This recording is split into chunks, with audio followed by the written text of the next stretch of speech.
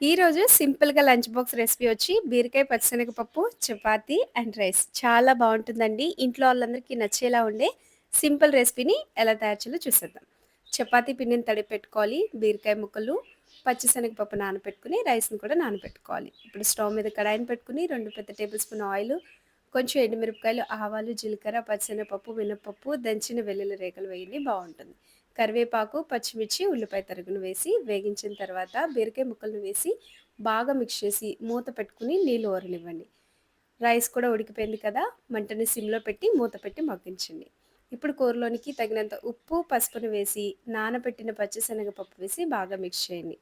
ఇప్పుడు ఇందులోకి తగినంత కారంను కూడా వేసేసి బాగా కలిపిన తర్వాత శనగపప్పు ఉడకటానికి ఒక అర టీ గ్లాసుడంత వాటర్‌ని పోసి మూత పెట్టి ఉడికించండి.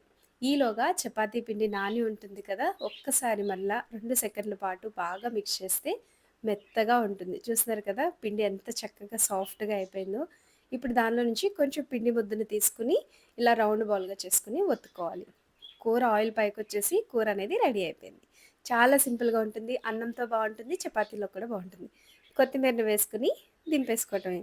ఇప్పుడు చపాతీకి చేసుకోవటానికి స్టవ్ మీద తవాను పెట్టి చపాతీని ఒత్తిన తర్వాత ఇలా కొంచెం చిన్న చిన్న బబుల్స్ వస్తున్నప్పుడు వేరొక వైపుకి టర్న్ చేసేయండి. చపాతీలు ఎప్పుడు కాల్చినా చివర వరకు వేగితేనే టేస్ట్ బావుంటుంది. ఇప్పుడు ఈ విధంగా కర్చీప్ సహాయంతో ఒత్తుకుంటూ మనం వేయించామంటే చుట్టుపక్కల వేగుతుంది, పూరీలా పొంగుతుంది. అన్నట్లు మీరు ఈరోజు లంచ్ బాక్స్‌లోకి ఏం పంపించారో కామెంట్‌లో తెలియపరచండి.